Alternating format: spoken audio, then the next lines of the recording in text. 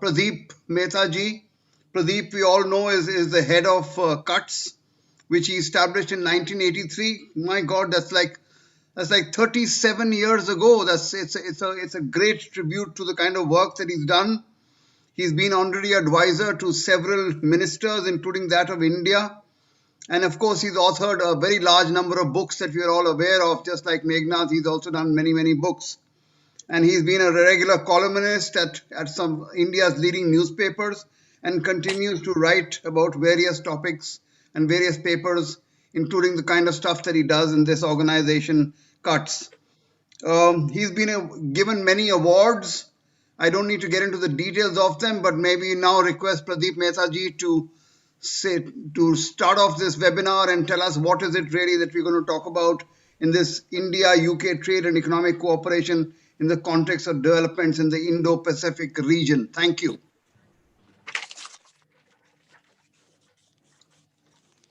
Pradeep ji. Thank you very much, DIDAR. And I see JAIMINI BHAGWATI also joined us. Welcome, JAIMINI.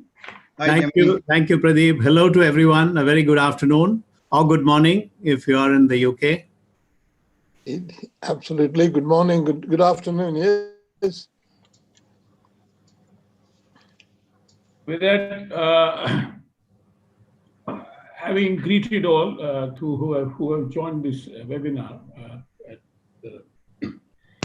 and very pleased to have this partnership with Bridge India. This is after we signed an MOU with Bridge India to do a lot of joint work. And one of the first things that we are doing is this particular webinar on India's trade and economic cooperation in the context of developments in the Indo-Pacific region. Somehow it's trying to look at what are the geopolitics of this particular trade relation and not just economic. Now, we are linked by common democratic values and principles. India and the UK are two potential partners who can collaborate with each other for a mutually benefiting and exciting future. India was the second largest source of FDI in the UK in 2019, and India-UK investment relationship supports over 500,000 jobs in each other's economies. Despite of having the history of being the second largest trading partner of India in 1998-99, UK is 16th in the list of India's trading partners.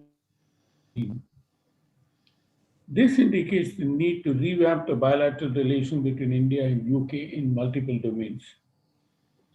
Being a major source of investment and employment generation, along with sharing a similar vision of free and open Indo-Pacific based on a rules-based international order, India can be a reliable economic partner for the UK in its post-Brexit strategy in the Indo-Pacific region. With the UK and India benefiting from stable governments, enjoying strong political mandates following elections in 2019, there is an opportunity to significantly advance the bilateral relationship. India has invited the British Prime Minister Boris Johnson as the chief guest for the Republic Day of 2021, which is just a few days from now. This shows the positive direction of the bilateral relationship. It was in 1993, the last time when the UK Prime Minister John Major was the chief guest for the Republic Day. At a time when European countries, including Germany and France, are returning to the Indo-Pacific, cooperation with India in the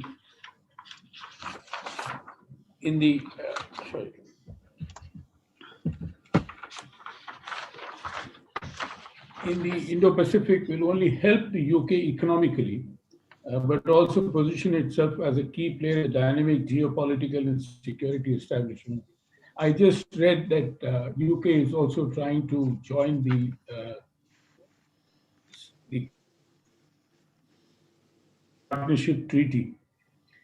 Moreover, as the UK government is expected to launch its Indo-Pacific vision, India and UK can fruitfully explore and accelerate mutual and multi-country partnerships in areas of financial and supply chain resilience, maritime security, trade and investment, and address climate change and build telecommunications infrastructure. India has also invited the UK to have an initial limited trade deal that can potentially go for a full-stretched bilateral free trade agreement. Furthermore, when India initiates an alternative dialogue on the Resilient Supply Chain Initiative together with Australia and Japan, UK can be an important partner. However, in conclusion, let me point out three key factors which could be discussed in this particular webinar, which hold back India UK trade and investment are trade barriers on both the sides, challenges in India's business environment. I know the UK government is lending technical support to India to improve its business environment, but I don't think it's moving very much. And finally, the UK restrictions on the movement of Indian nationals to UK, which is a little surprising considering the fact that when I land at the Heathrow airport, it appears as if I'm back to India, in the sense that you only see Indians or South Asians all around you. With that, let me welcome you all once again and hand over the proceedings to Dr. DIDAR Singh, the moderator of this webinar. Dr. DIDAR Singh. Thank you so much, Pradeep. You set the tone in actually recognizing the fact that at the next Republic Day, we will have the UK Prime Minister who will be the chief guest. So this is a big breakthrough, I think, in the relationships, and we will, of course, be discussing this today. And before I get into details of it, we have the next speaker or the next panelist who's going to be now talking. I'm going to request ARTI Larji, who, as we all know, is a very important both gender-based as well as NGO researcher who has done a lot of work starting from London School of Economics to various other places she's been at, and several NGOs that she's worked in South Asia and in other places. And she is going to bring to us this angle of the social sectors, which is important for us to also look at when we look at the Indo-UK collaboration. Thank you, Arti ji. Please go ahead. Thank you, Dr. DIDAR Singh.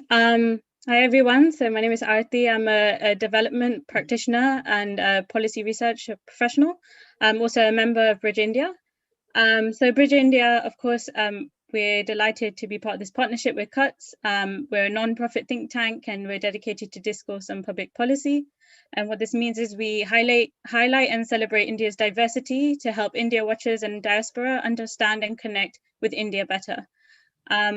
And so this facilitates space for open dialogue, for discourse and debate, such as the topic of today's discussion around political and policy spectrum.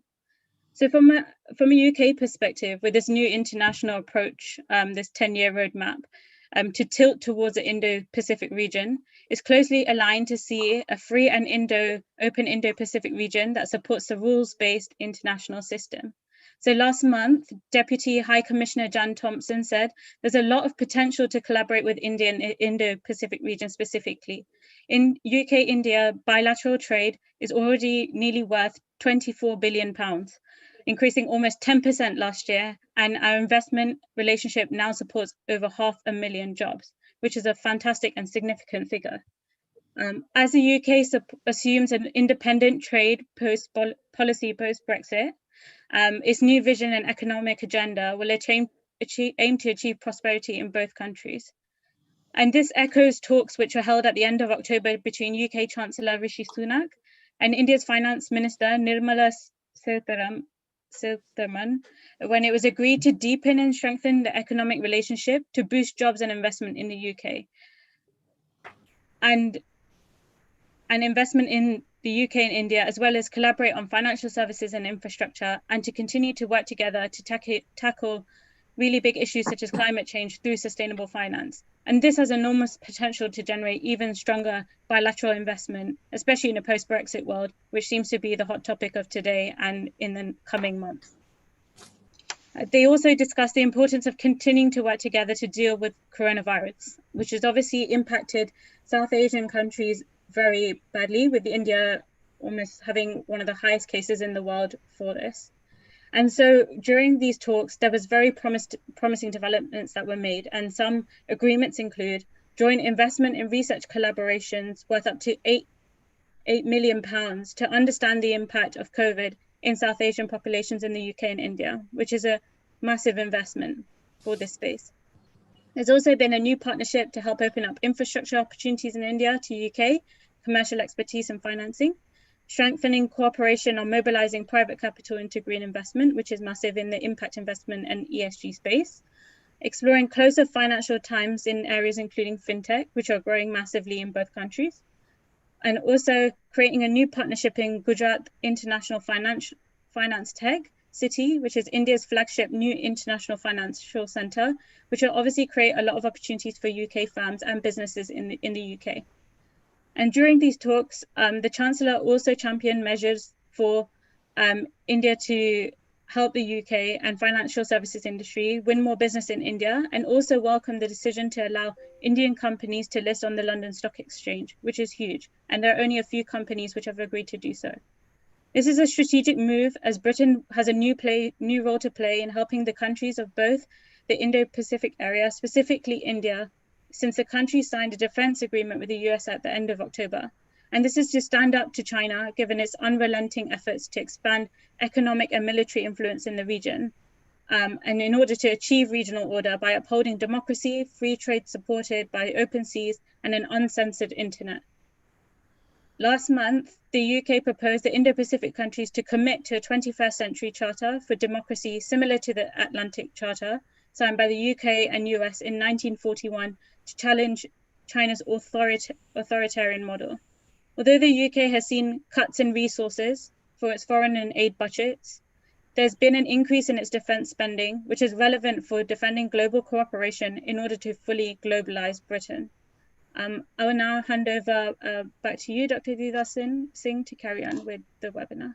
Thank you. Thank you very much, Arti, and thank you for stating both the Bridge India work as well as the UK position, and you've made all our jobs easier by talking about the trade and investment which already exists. But let me just at this point refer a bit to the topics that we are actually discussing today. Besides this cooperation on the trade and economic front between UK and India, we are talking about the Indo-Pacific. So it's important for us to understand what is this creature called the Indo-Pacific. Actually, we define, that is in India, we define it as the entire territory starting from the entire Pacific, that means one side of the US, that is the western seaboard of US, right up till Africa. So we define this entire area, this entire land, well, it's not the land mass, it's really the ocean mass, as the Indo-Pacific region. And of course, all the countries that form part of it. It's important to understand what Arti ji was just mentioning about the free and open Pacific region, but I'll just clarify a little bit more on what this really means for India. This is actually a reflection of what we talk of the Look East and now the Act East policy of India, and it actually has 4 components. The 4 elements of this policy are securing the Indian Ocean, of course, it's military and this whole business of securing the nation in terms of security. The second part is integrating with Southeast Asia, so integrating with the ASEAN, and this is the second part of it. The third is Quad. You know, there is a relationship between the US, Japan, France, Australia, all of them coming together along with Japan and forming a position that they're taking at the global level really to handle the rise of China. That is a very important element of this. And this fourth element, which is China, is what actually makes for this entire India's Act East policy, as well as the Indo-Pacific policy that we are talking about. In terms of the trade and economic relationship that we've talked about, we've already mentioned it. It's a strong relationship. It's a growing relationship, both in trade and in investment. But it's very important that we should now be looking beyond just trade and economic relationships. We should be looking at the important political relationship that India desires to have with the UK. And in this, I will end by just mentioning a couple of important points which I think we as a policy perspective should be looking at, which is the whole issue of multilateralism to start with. Are we really giving up in this deglobalization which is happening around the world? Are we giving up multilateralism? I think UK and India need to state that they stand for multilateralism. Of course, a rules-based trading system is something we are all part of, and we should ensure that besides a free and open Pacific, we also talk in terms of a global trading system which is rule-based. We should talk in terms of democracy, and finally, we should talk in terms of climate change. These, to me, are important issues which the two countries have a stated position on. And of course, we will hear our eminent panelists today who will be discussing this in more detail, and we'll be able to get a better picture of what we are really actually talking about. So may I now turn to STEFANIA Bengalia, who is an associate researcher and a senior expert at the European Union delegation to India. She's been nominated top 40 under 40 of India-UK leadership. She's also joined, she was in 2009 part of the NATO Parliamentary Assembly, and after that the European Economic Commission. So she's been a lot of places, and she studied, of course, and done her research in Israel, in the US, in France, and of course in Spain. So may I now turn to STEFANIA. Would you like to please kindly give us your position on this entire topic today so that we will all learn something from you? Thank you very much, STEFANIA. Thank you, and good morning, everyone. Indeed, so far we have known a world where the EU was part, the UK was part of the EU, but that and the geopolitical reality was considering this, but this reality will change in 15 days.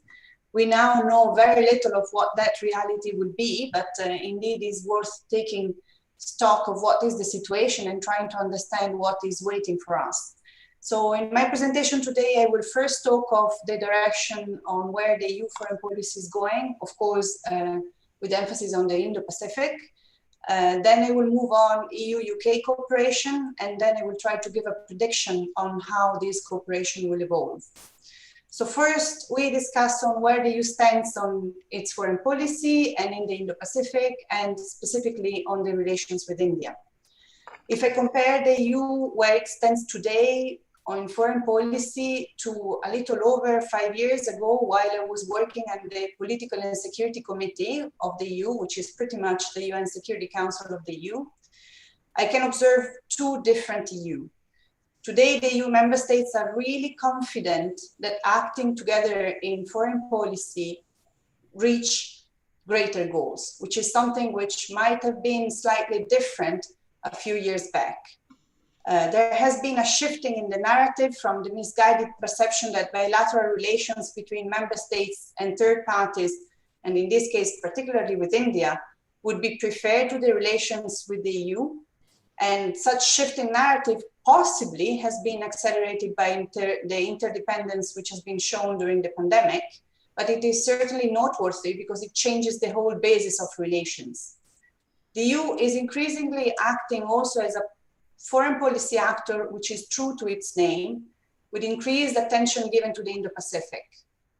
In the last few months, we have seen the Netherlands, which joined Germany and France in adopting an Indo-Pacific strategy outlining their approach to the region. On 1st of December, the EU elevated its partnership with ASEAN into a strategic partnership, and HRVP Borrell actually participated last week at the ASEAN Defense Ministerial. It is now the EU is really shifting and defining its own priorities and actions in the Indo-Pacific. It's in the process of drafting a strategy itself.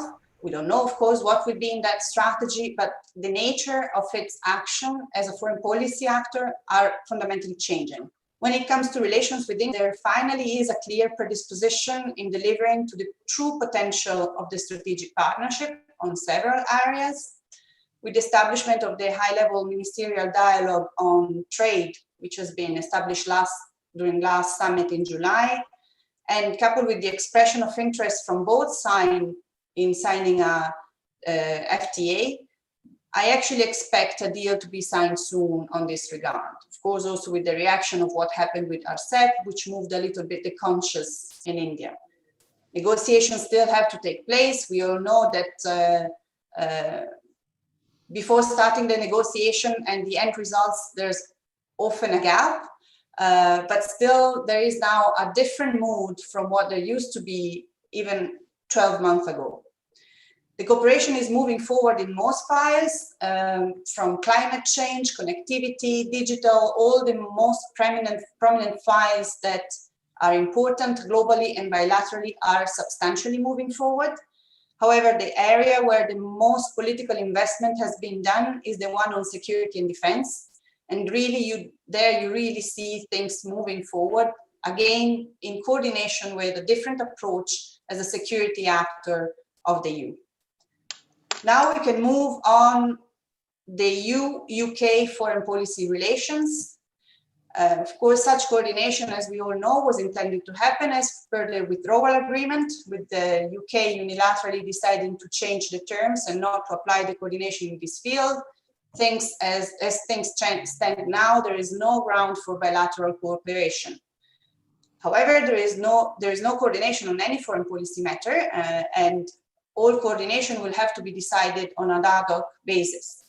But when it comes to Indo-Pacific, there is, at the moment, frankly speaking, no compelling reason for the EU to have a preferential coordination with the UK, rather than trying to invest in strengthening partnerships with partners such as Japan or Australia or ASEAN, with which there is quite some potential for the future outlook. Obviously also in the context of the Quad, which has just been mentioned. The EU also recently adopted the guidelines for third-party participation to PESCO, which, as you all know, is the defense capability project of the EU. And so it is clear that the UK participation will be treated as all the other non-EU members.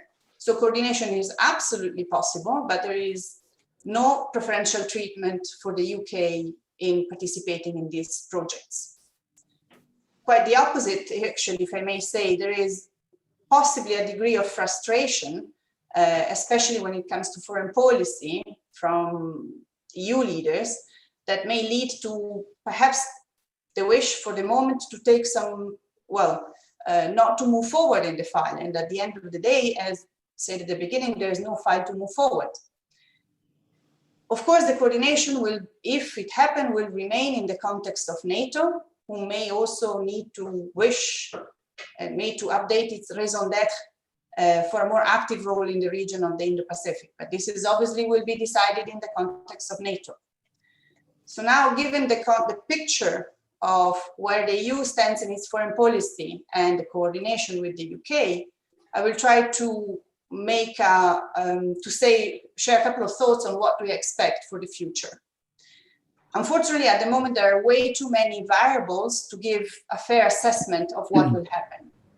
The EU, on one side, is steaming ahead in unifying its foreign policy and its union, its internal union, as we've seen, of course, for internal matter, the recovery fund, etc. And it's defining what will be the DNA of it acting as a global actor, a truly global and security actor. So it is really moving forward in this, and it is really defining how it will be in the future. However, we may take into the assumption the fact that third countries may decide to prefer the relations with the EU rather than with the UK, if that comes to a choice that needs to have a clear-cut definition. Obviously, at the moment, we are not in this context, and we hope not to get there, but that is also a variable to be taken into consideration. Another variable is obviously what will be the direction of the UK foreign policy. Of course, with the economic impact that it will have Brexit, also coupled with the relations with the UK, the relations with the US, the desire to have a trade agreement with the US, but then the time that it will take to sign this agreement with the US, which is actually no longer the first priority of the new administration, and the economic repercussion that such delay may bear within the UK economy. And that obviously leads to what share of GDP will be left for attaining foreign policy objectives. All of these are variables that obviously simply raise a question mark on where the UK will stand in a few years from now. Obviously, there is also the China variable, sorry, the China variable, which is not clear how that actor will play into all of this context. I obviously very much hope that there will be a future cooperation structure, future cooperation between the EU and UK in the Indo-Pacific. But right now, it is really hard to imagine what that will look like. It all depends on the outlook at the moment on when the discussion will happen, what will be the elements on the table, what will be the strategy of the EU, what will be the strategy of the UK, and what both actors we may want to coordinate on. For now, we don't know when the UK will be ready even to formulate such a concrete proposal for coordination with the UK. And how will the world look like when that moment will happen? You know, we have seen the speed of change in geopolitical terms in 2020, and my expectations are that such a speed of change will simply continue in the next month. So entering the game now in the Indo-Pacific, so like what the EU is doing, when changes are really in the making, is a completely different thing than entering the game at a later stage when some things will be established. In 5 years, I expect the EU and India to have finalized an FTA and to have reinforced the strategic partnership, including in the foreign and security aspects. And there's the next couple of years, they also have a number of significant appointments at multilateral level, such as the G20 presidencies that Italy is holding right now and that India will hold in 2023, and a degree of coordination on priorities. And of course, the India seat at the UN Security Council in 2021-2022. This really gives the opportunity to fine-tune global priorities between the EU and India. That said, above everything else, I think that what will make a difference once this phase of political game will be over and the Brexit will be finalized and will be all behind us, the cooperation between the UK and Indian foreign policy, especially in the Indo-Pacific, will be based on what are the shared objectives. So if the EU and the UK at the time of the negotiation will really share objectives, they will certainly find a way to establish an effective coordination and cooperation. Thank you. Thank you very much, Stefania, and I'm really happy that you brought the whole EU angle into this whole debate today and given us a lot of details on how this part of the game actually is going to play out, especially from the EU side and now from the UK side. So thank you very much for raising important issues like the China variable that you talked about. We will, of course, come back and ask you questions on this once the panelists have completed. Our next panelist at the moment is now Lord MEGHNAD DESAI, who we all know about, and I don't need to tell you much about him, except to say that he's a famous British economist and former Labour politician. But more important, even Government of India recognized his importance and gave him a Padma Bhushan, which is a very high award in India, in 2008. He's, of course, written several books and several papers, and he continuously writes. He's a columnist like PRADEEP, who does specific work for a large number of Indian newspapers and others. And we are extremely happy that he's here today to actually be able to share with us his views and the views really of the British Parliament in how we think this whole Indo-Pacific business in India, UK really can and will happen in the future. Thank you very much, Lord Desai. Thank you very much for inviting me to speak, and it's been a very stimulating session so far. Two very good presentations by ARTI and Stefania. Now, I want to sort of start by saying that as Stefania said, you can't really discuss UK without discussing its current situation regarding EU. In the old days, as it were, I remember when the EU-India free trade agreement was being discussed, and I think Pradeep will bear me out.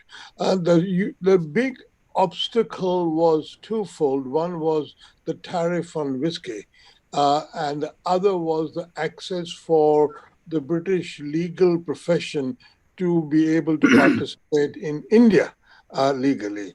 And those were the two obstacles on which the EU India trade agreement was never finalized.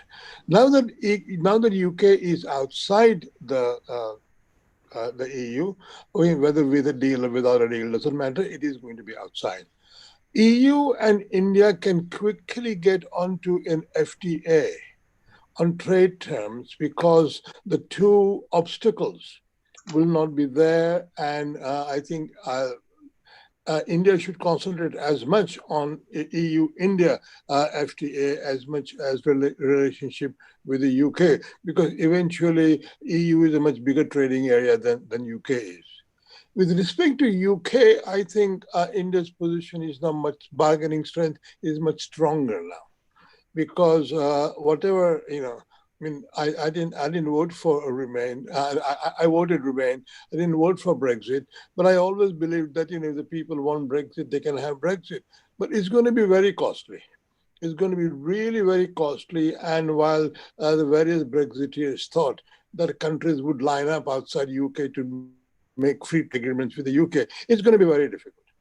UK is already finding out about US free trade agreement, how difficult it is. And I think it will continue to be the case that UK citizens are not all that enamored of these free trade agreements in which all things go. They want environmental protection, they want health protection and all those things, which currently we do obey in respect to EU. And I don't think sovereignty is going to mean at all that EU can, that UK can have a sort of free for all 19th century type free trade agreement. Anyway, that's our problem, not India's problem.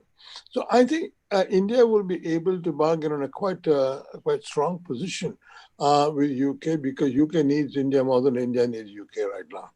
And I think especially we know what Sunil Bharti Mittal has been involved with in the UK about this satellite or whatever it is, which is going to operate under the UK-India partnership on that. But I also think that given what is happening in COVID, there's going to be a great deal of interest in pharmaceuticals, because India is a very strong position in pharmaceuticals.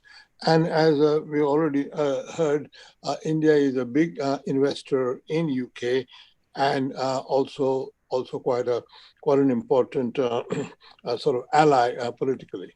So I think India should go and bargain with UK with a sort of free trade agreement, but quite insist, for example, on its demand about visas. Visas for Indian students who want to go to UK universities and sort of settle down for a while before returning to India. Sort of a green card kind of or at least H-1B visa kind of arrangement, whereby you can work 2 years beyond your degree. So that is, I think the UK-India dialogue should be pretty straightforward, and as long as India knows that it is in quite a strong position. Let me say one thing about the China business, because the Quad and all that come into China. The problem of trade and problem of security. In trade terms, EU would be a very good friend of India, but EU is not interested in the anti-China squad which is being set up. They have a different relationship with China, and they would like to be cooperative with China, whereas US, UK, and India are much more hostile to India. So I think we ought to separate those two things and not insist. Not that we can, not that EU agree with us on security. As far as security is concerned, I think there is both a argument for strength and a caution. I think we definitely ought to have the court on our side and hope that Biden, when he becomes president, is friendly to India, at least on the military side. But everybody will have to be very careful not to get into a serious war, because a serious war between China and India and the Quad is going to just be a third world war. And I think everybody ought to try as hard as they can to not get into that and settle things peacefully. See, there is a very interesting aspect here, the conflict between trade and security when it comes to China. I don't think China and India have any serious problem about trade. I know there have been tariffs put on various TikToks and so on, but China and India have a lot to share in trade terms. But fact China and the West are antagonistic will help India in becoming the alternative hub for a lot of the supply chain. And India ought to have a very sharp eye on how much it can benefit from being an alternative pole star of logistics change in global trade. Because I don't think the global trade is going to be as free as it has been for the last 25 years. Definitely going to be interrupted because Americans are absolutely paranoid about China, as is the UK in terms of the technology trade and so on. This is the first time I remember in a long life that the Western countries are seriously worried about competition from a non-Western and a non-capitalist or only as a state capitalist country. And I think it's going to do the US and UK a lot of harm, in my view. But that's not my concern. So let me just say finally this: the whole notion of Indo-Pacific is a very important notion because, in a sense, it pivots India as the crucial link between the West and the East, looking from India's point of view, because India stretches, the Indian Ocean stretches into Asia and I think joins of the Pacific. And India has always had very good relationship on the Western side, across the Mediterranean with Europe. So India suddenly, if you look at the map, the Mercator map, as it were, laid flat from west to east, from California to east coast of China, India suddenly looks much more centrally located than it has been the case so far.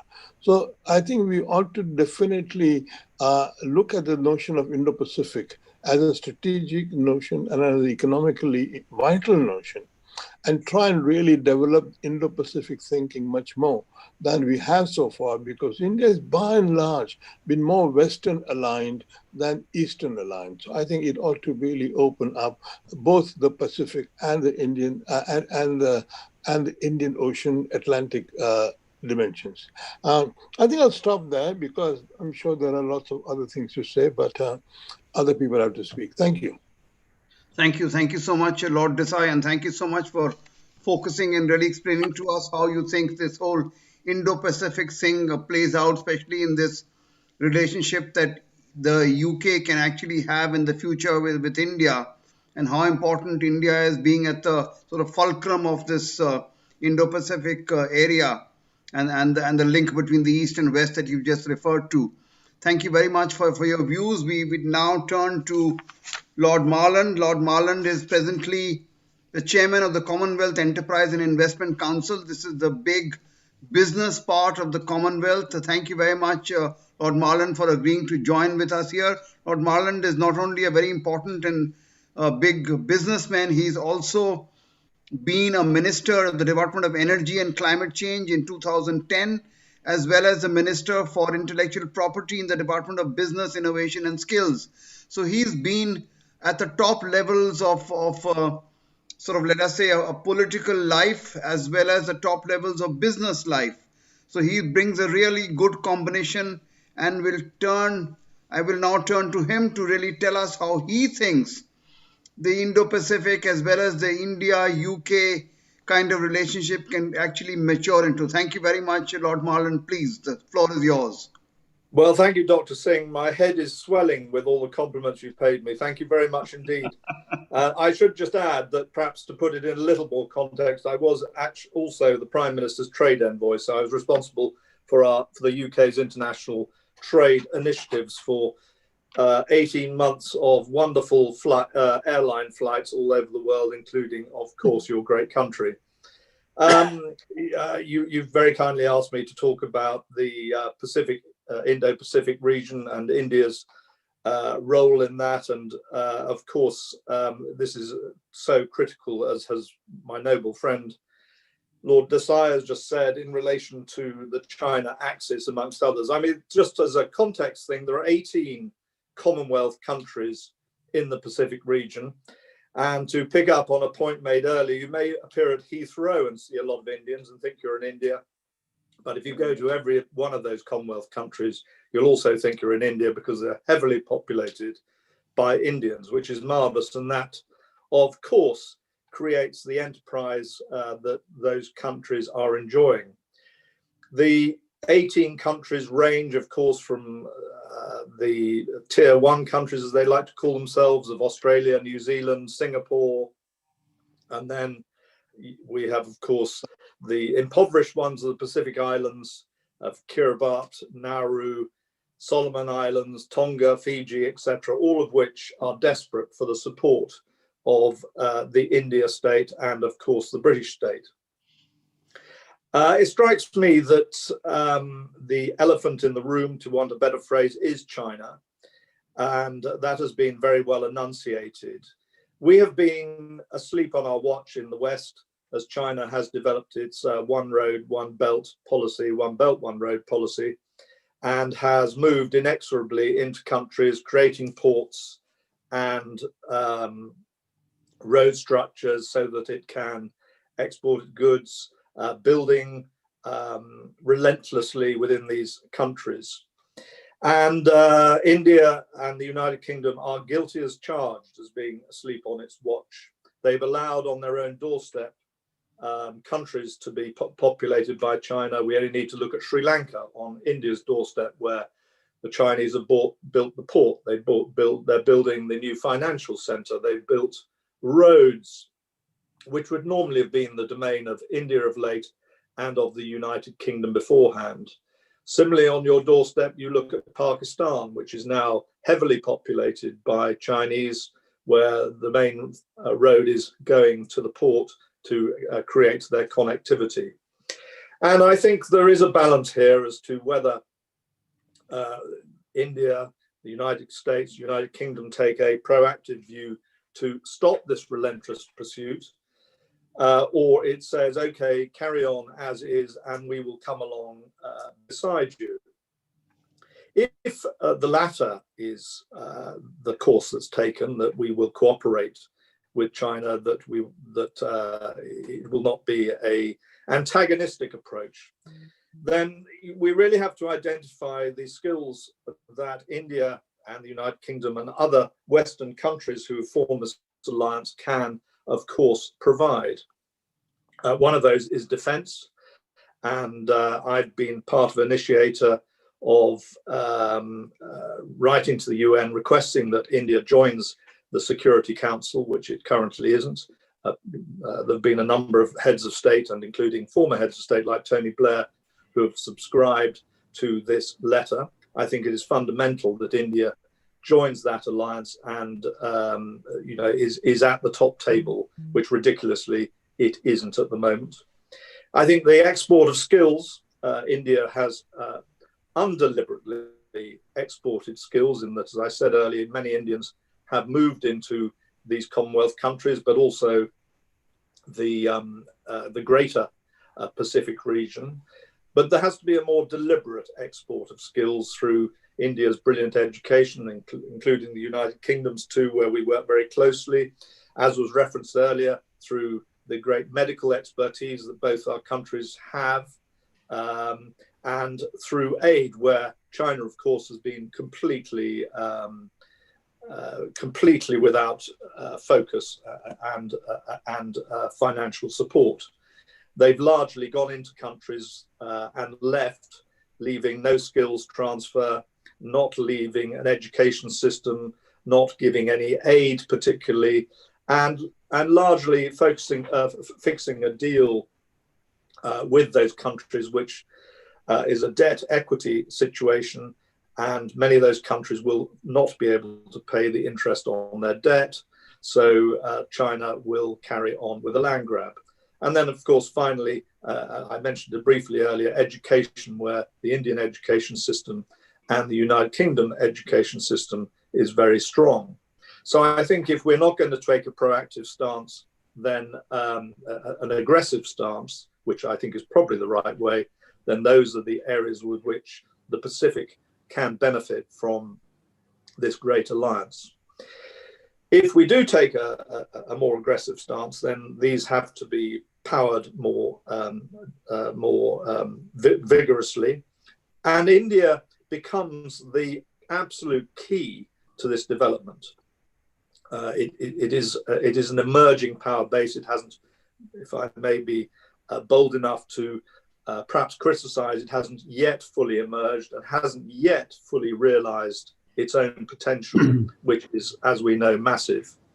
And I think that there will have to be a very quick movement up the chain to take a more aggressive stance, and it forming a very strong alliance. Yes, possibly with Europe, but I doubt it, but largely with the UK, where our relationships are so strong.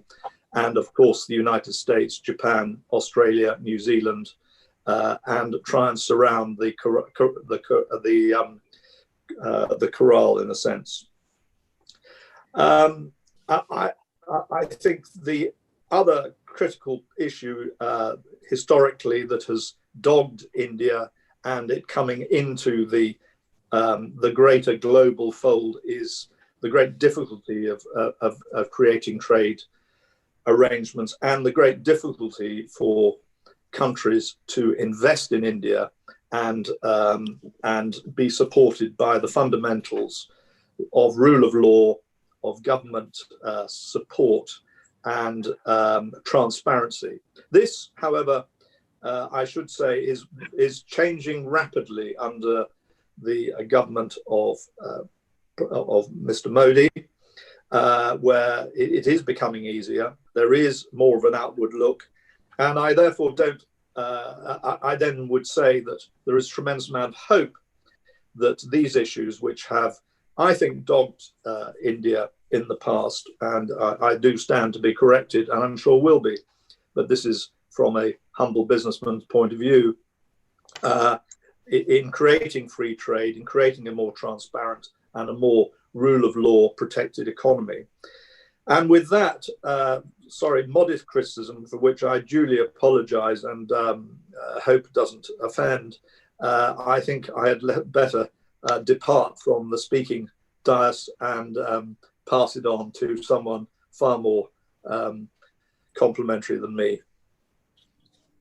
Thank you very much. Thank you very much, Lord Marland. No, you have been extremely, I would say, frank and very, very key issues you've raised in terms of the relationship, in terms of where India needs to look at in the future, where UK will also stand in this whole Indo-Pacific importance, and of course, you've talked about the elephant in the room being China, which is absolutely correct.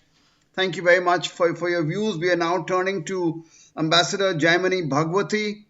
JAIMINI BHAGWATI has been, all of you will know him as a former High Commissioner to the UK, but other than that, he's been India's ambassador to Belgium, Luxembourg, and the EU.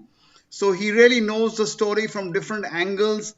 And besides this, of course, he's been with the World Bank in Washington and has also been in the Indian Finance Ministry and has offered many technical assistance sort of teams he's led to Turkey, Iran, China, Egypt. So he has a global sort of view on many aspects of economic and trade relationships between the two countries. So maybe now here, Ambassador BHAGWATI, please. Thank you very much. Thank you, DIDAR. My screen has gone blank. I don't know whether you can see me or hear me. Can you hear me? Yes, we can see you. Hear you and see you. For some reason, I can't see you, but I can hear you. You but have anyway, the advantage. As long as you can hear me, it's okay. Well, very good afternoon to those who are in India, and good morning to those who are in the UK or in Europe. Let me begin by saying that I found the title of this session today very curious. It says India-UK Trade and Economic Cooperation in the context of developments in the Indo-Pacific region. The developments in the Indo-Pacific region are political and strategic in terms of the hierarchy of what is important and what is not. And as was mentioned by the previous speaker, China is the, whether you can call it the elephant in the room or the 800-pound gorilla, you can take your choice of animal, or if you prefer, 1,000-pound dragon. I say that because we have a difficult situation with China on our northern border in Ladakh, with about 40,000 Indian troops at minus 10 degrees centigrade. So having to be stationed there to protect our borders. So for us, it's a very serious situation. Now, as far as Indo-Pacific is concerned, my understanding is that it is heavily laced with defense-related issues, defense and strategic related issues. And here the Quad becomes very important. I don't know whether others have noticed, but China was very annoyed in 2018 when India, for the first time, at the Shangri-La dialogue in Singapore, our Prime Minister spoke about the Indo-Pacific.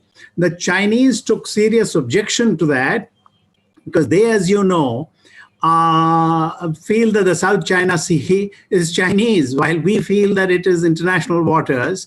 And we'll not get into the other issues that of Senkaku Islands that China has with Japan, or the disputes it has with Philippines and so on.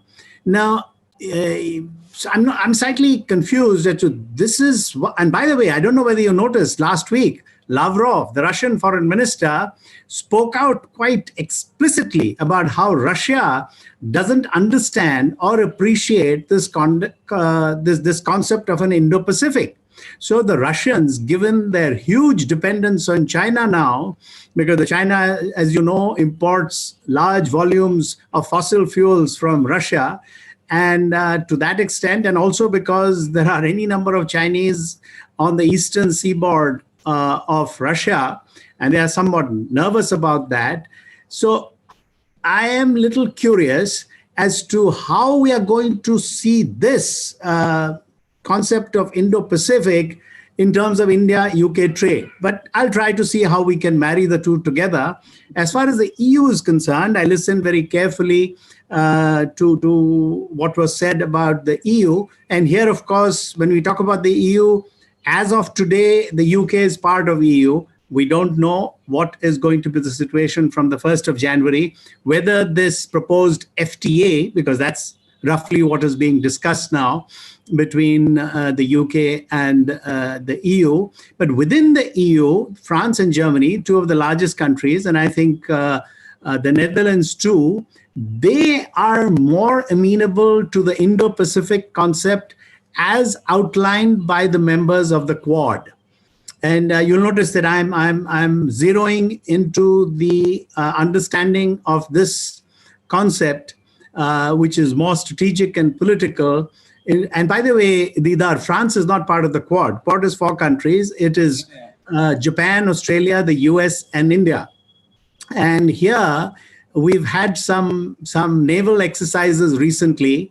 And India was reluctant to begin with because it knows about the sensitivities of China. Enough said about China, but the UK has not explicitly said anything about the Indo-Pacific. And I would submit that the UK's volume of trade and investment with China is such that when it looks upon the Indo-Pacific, it's going to be very, very careful as to what it says or does. Because when I look at India-UK trade, as far as India is concerned, India's exports to UK are 2.8% of its total exports, roughly 8.7 billion USD, and India's imports from UK constitute 1.4% of its trade with the rest of the world. So while the social and people-to-people relationship is very strong, very warm, We are all, I mean, the English-speaking people in India, and by the way, that's just 7% of our population who can really speak English fluently and comfortably.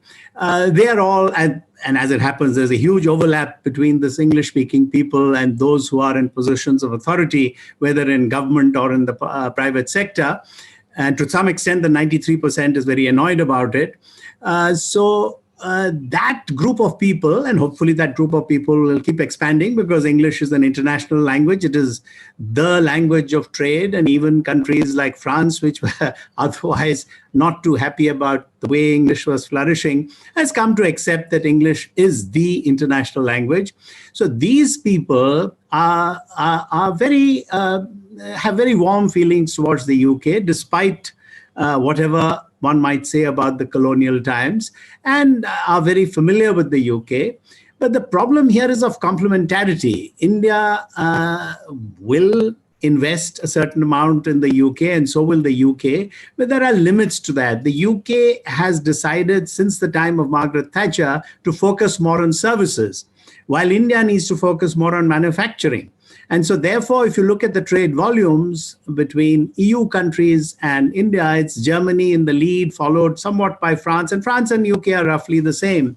So we have to look for complementarity in services. And here, I would like to differ from one of the speakers, because I participated in about 7 rounds of India-EU trade talks, both in Brussels and in Delhi. And the main sticking points as far as the UK was concerned was IT and movement of professionals. And as far as on the Indian side, the sensitivities were auto. We were concerned about German automakers coming in here. And as you know, right now, our auto sector is hugely protected. Duties are 300% and more. So what would I say? I don't know how much time I've taken up, but what would I say in overall terms? In overall terms, the EU and the UK, these are democracies. We are a democracy. We are a flawed democracy. Human beings are flawed. And despite COVID and despite all the evidence to the contrary, I remain an incorrigible optimist. So as far as democracies are concerned, whether in the East or in the West. So Russia is, a bit of a lame duck as far as democracy is concerned, with Putin in power since 2000 and now threatening to be in power till 2036. China is a one-party state. So to begin with, I think I would like to submit to this group that democracies have to figure out a way to do more with each other. And while trade and investment is very important, and we need to trade with all countries, irrespective of their political complexion, but there has to be somewhat greater affinity between democracies defined as broadly and as, should we say, leniently as possible. Because it's very difficult. And I'm sorry to hark back to Ladakh, that what non-democracies can do, because one leader, and I personally feel it's a lot to do with Xi Jinping, I don't think I'm pronouncing his name correctly, what has happened between India and China, this is going to have repercussions in relations between India and ASEAN as well, because these ASEAN countries, some of whom are part of the Indo-Pacific, either directly or peripherally, they are between a rock and a hard place. Because on security and on issues related to their with the rest of the world, they would like to side with the West, broadly defined, led by the US, not by Trump, of course, now that we finally have Joe Biden formally accepted even by the Republicans. So, and China, with whom they have very close and intense trade and investment relationships. But think of Singapore. It's a vibrant country and has huge volumes of trade given the size of the country and investment, both to and fro.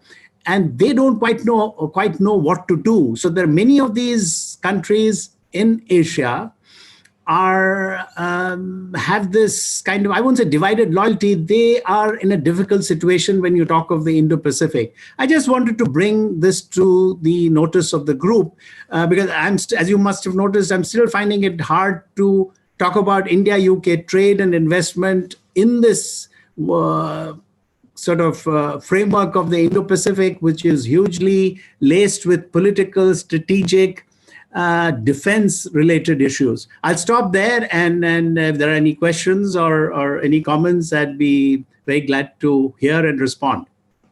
Thank you very much, JAIMINI. You have raised very, very important issues, and even your mention that the Indo-Pacific is more about security and strategy, whereas we are talking about trade and economic relations. But as you yourself have clarified in your discussions today, you have mentioned that economic and trade relations actually determine, in a sense, security and strategy. So that's the interlinkage. And just for your information, the British High Commissioner in India actually talked about how the Indo-Pacific needs to be specifically supported. So this is an evolving situation, of course, and today's discussion really was to see where we are going with this, because now with the British Prime Minister coming to the Republic Day, we may have him actually talk about the Indo-Pacific, because as Lord Maryland also said, the China being the elephant in the room, or as you say, the big gorilla in the room, the point is that we have to learn to accept this position and take a call on the future of this area.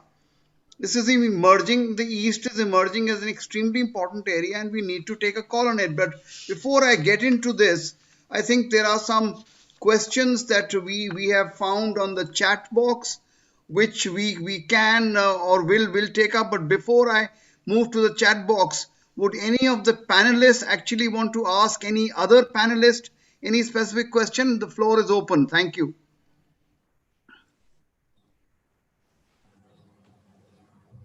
Yes, Meghnad, go ahead. No, I don't want to. I'm happy. You're happy. Okay. Yeah. I have some questions here which have come in the group, and I will just request that we try and answer them. First of all, to STEFANIA, you've been talking about the whole EU connection, and of course you mentioned about UK and EU taking a call on the whole Brexit situation very soon. But my question to you is that, do you think that post-Brexit, it will be easier to have a trade relationship with either the EU or with UK? Would you like to answer that, madam?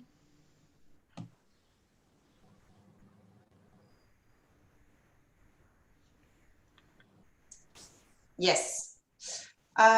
I do see a movement, again, of course, we all need to make a distinction between political statement and reality check. However, I can only register a completely different narrative and a completely different tone when the EU highest officials meet with Indian highest officials. When it comes to discussion on FTA, again, compared to even 12 months ago, there is a completely different narrative and a completely different way of approaching the issue. So yes, I do think that, again, perhaps give it the stimulus of RCEP, give it the stimulus of the recognition of the interdependence that this world is actually having right now, give it the need for finding what has been called a strategic autonomy, and therefore a differentiation of the strategic supply chain of the EU business, which have found themselves very much dependable on China and now are looking for an alternative to address their investments. And therefore, obviously, India, apologies, India obviously is the first in line as a potential where this investment can actually be addressed to. So all of these areas, yes, lead me to think it is going to be easier now to have a trade deal between India and the EU. When it comes to the UK, I cannot talk about that because that is out of my hands. Okay, thank you very much. Lord DESAI, I have a question for you.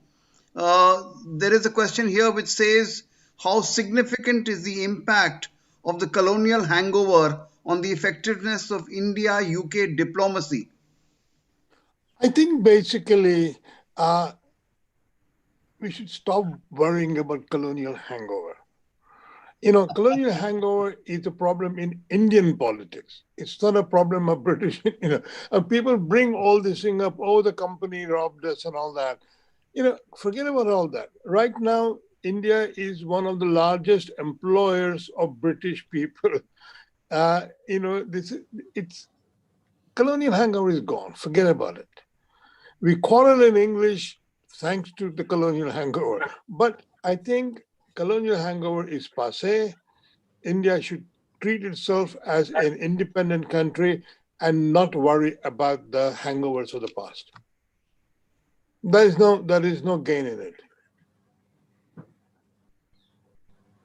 Okay, here's a linked question. If you don't like colonial hangover, don't talk to UK. Go somewhere else. Why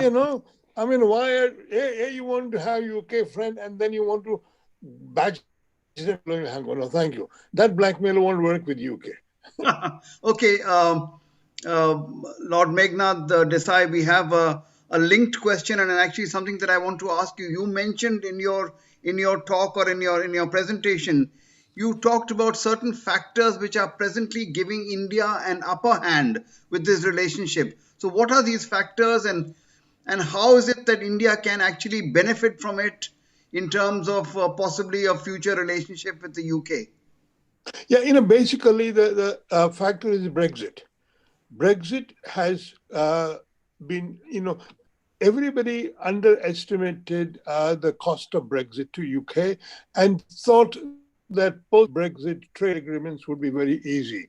The UK is finding out that there really is not any easy way of signing FTA with US and so on. At this stage, India is probably one of the largest economies UK can easily have FTA with. And here is where the colonial hang-up happens, helps. Because we have been trading for a long time, we've been talking for a long time, and because Indian economy is getting stronger over the years relative to what it used to be, and UK economy is getting weaker relative to what it used to be. Right now is a good opportunity for India to bargain a good trade agreement with UK. Because 2 or 3 years on, UK will recover. But right now, UK needs India. Thank you very much for those views. Ambassador Bhagwati, I have a question for you. You mentioned in your discussions, you talked about democracies collaborating more. Can you name some areas where is it that democracies can or should collaborate more? Well, since the topic encompasses security as well as trade issues, on the security side, democracies have to take into account who's trading with whom and for what purpose in terms of the kind of influence it manages to get. A reference was made to a port in Sri Lanka. A reference was also made to a road from China via what is today called Pakistan-occupied Kashmir to Gwadar port. So if countries which are democracies are sensitive to each other's strategic concerns, to that extent, a certain minimal amount of sacrifice in terms of trade, sacrifice within inverted commas, on trade and investment may be necessary to consolidate that relationship. Otherwise, you have a situation where we can be picked off one by one. So multilateralism, unfortunately, the UN forum, as you know, has become extremely weak. Their reaction and their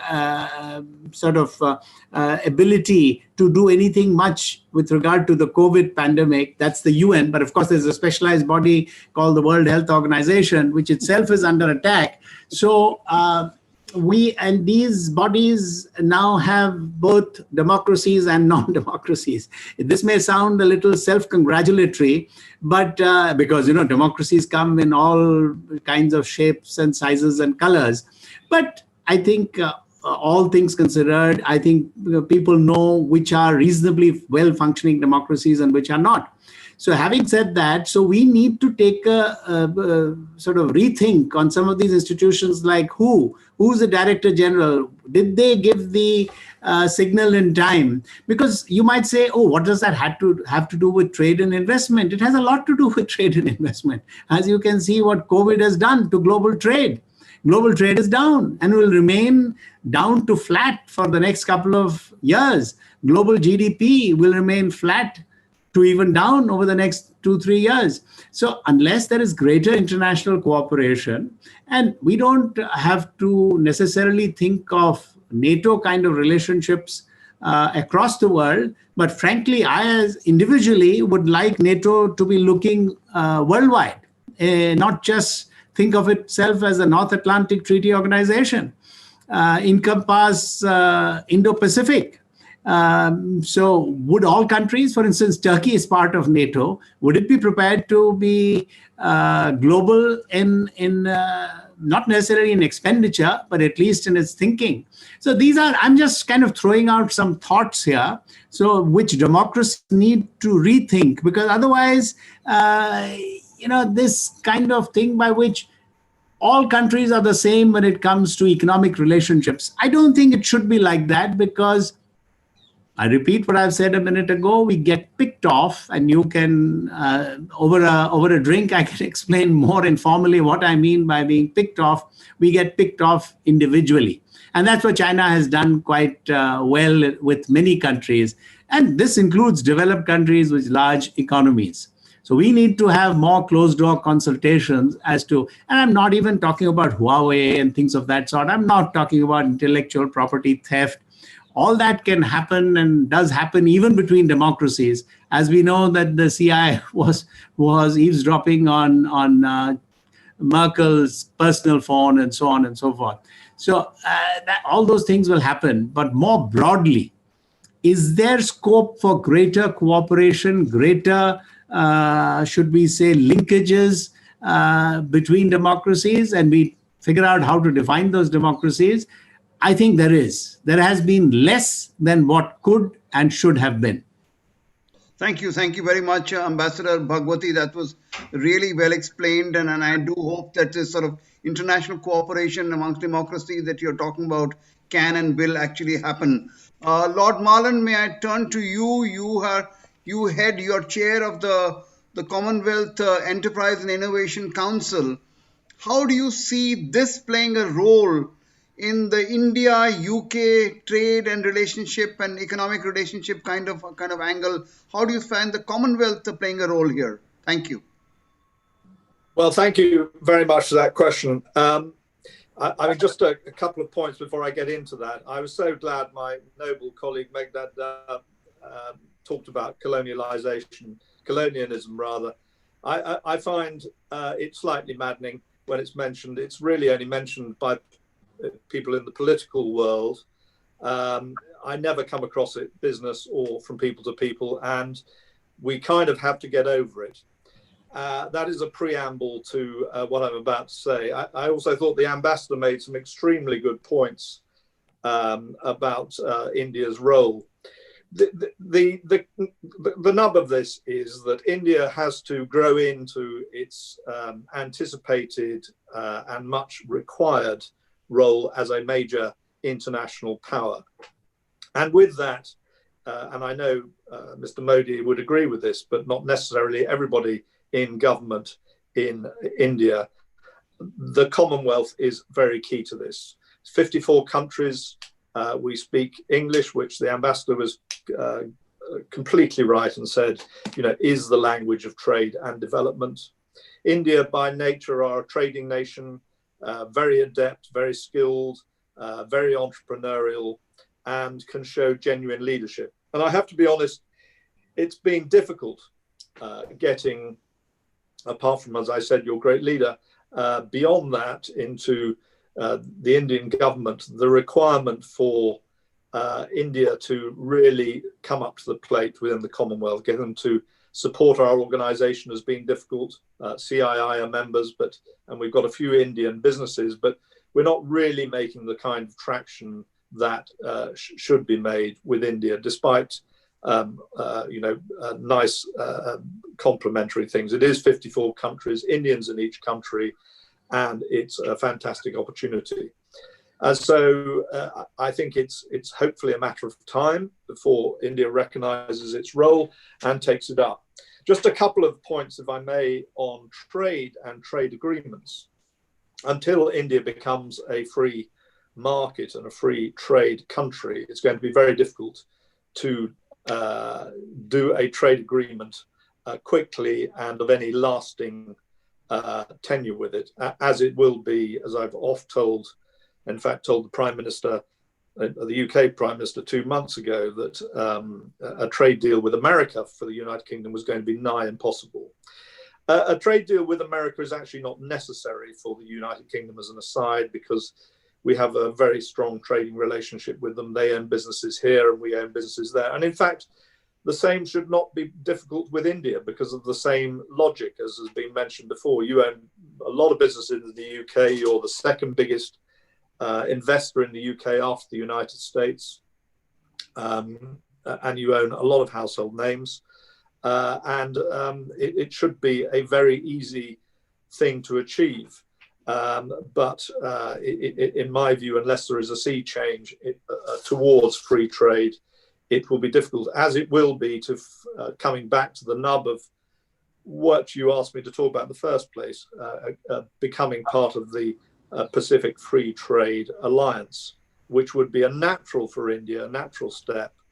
But I think it will be a frustrating discussion for the moment until there's a significant change.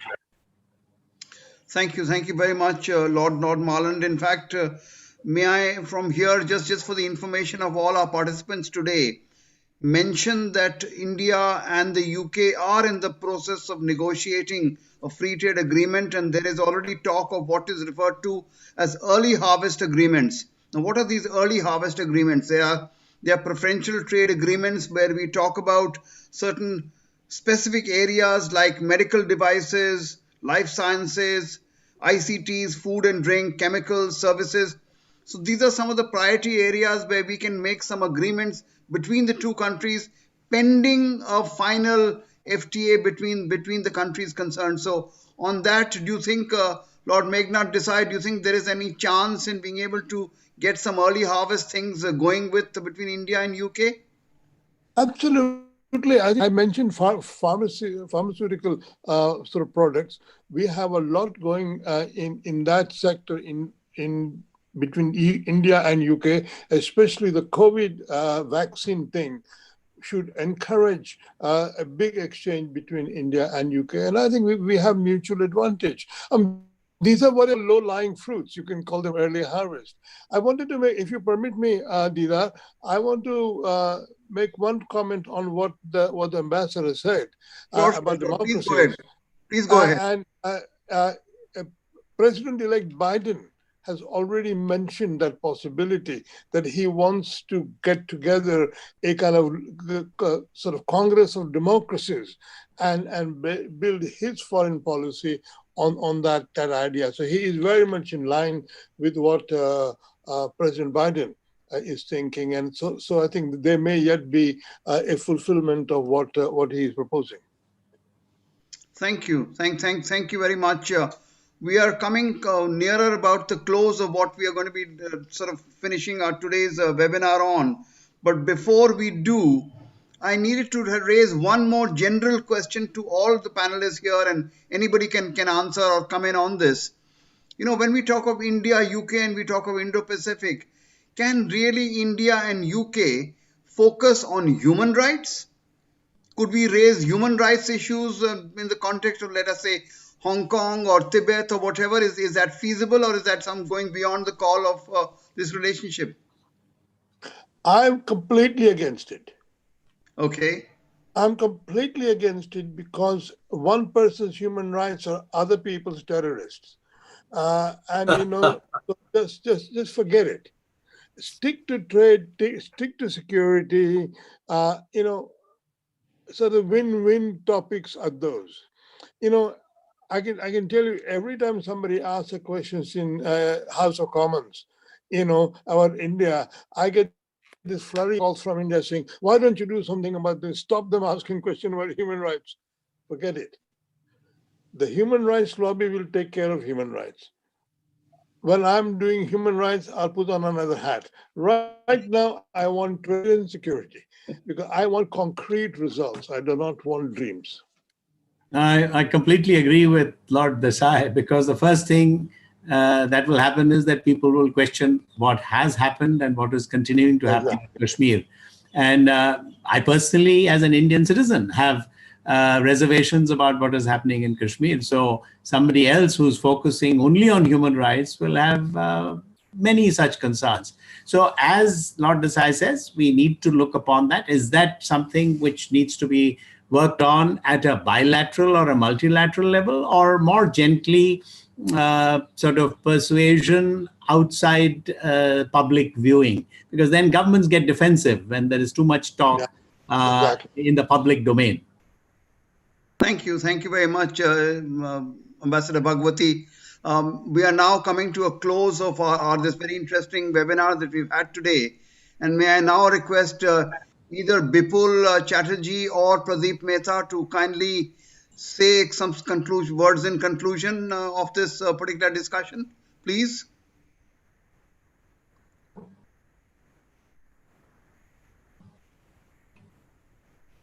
Let's first hear from Mr. Mehta. No, Bipul, go ahead. Okay. Of course, it's a very fascinating discussion. I would just pick up one or two points. One is that I think the time has come for this coalition of democracies. Of course, Mr. Biden has talked about it. And if I remember correctly, the United Kingdom establishment, they are also talking about this coalition of democracies, not just in the Indo-Pacific region, but all around the world. So that is something which you need to make note of as we go forward in developing this partnership further. Now, as we speak, the press conference of our foreign minister and the British foreign minister has just ended. And I'm happy to say that there is a lot of discussion on Indo-Pacific, or rather I would say Mr. Rab was quite gung-ho about Indo-Pacific, particularly in the context of maritime security and climate change. So these are the areas where we are going to work together going forward. I have not yet heard anything about trade, but I think it's going to happen tomorrow when he is going to discuss with the Indian business on the possibilities of enhancing trade relationship between the two countries. He also acknowledged and underlined India's leadership role on two specific multilateral initiatives that India has recently undertaken: International Solar Alliance and coalition of disaster resilient infrastructure. So these are the major areas where I think India and UK they're going to work together in future. But as a stepping stone or as a building, I think as Lord Desai has rightly pointed out, this is the time for India and UK to go for a limited trade agreement to begin with, and then expand it as we move forward. I would end by saying a couple of things. One is that, and this is my personal opinion, we should stop hyphenating everything with China. I mean, since early 90s, since 1991, we have to make a note of, and this is Lord Desai has also talked about, that Indian economy has grown. I mean, we are in a much better position than what it was 3 decades ago. Over the last 3 decades, the size of our economy has trebled. 3 times increase in our size of the economy. On an average, we have doubled our economy in just about a decade. So what we need to do with China is something else. Let me phrase a new term which is becoming sort of popular in our foreign policy lexicon, which is containment with engagement. Wherever we require to contain China, we are going to do that. Wherever we require to engage with China, we are going to do that as per our own national interest. And taking from there, I think we should stop reacting to everything. What the Russian foreign minister has just said, I mean, rather than reacting, I mean, we are actually, in some cases, I think that we are also shivering. So our relationship with Russia is very, very strong. So one or two remarks here and there in different contexts is not going to have much impact on our relationship with Russia. We should stop conflating everything with everything, and also looking at the holistic picture as well as, or big picture, as well as looking at things in their own merit, on their own merits. So with that, let me now hand it over to Dr. Singh and Mr. Mehta. Yeah, Pradeep, would you like to add anything, or should we ask Bridge India? Would somebody from Bridge India like to say something? Would Pratik or Arti some final comments?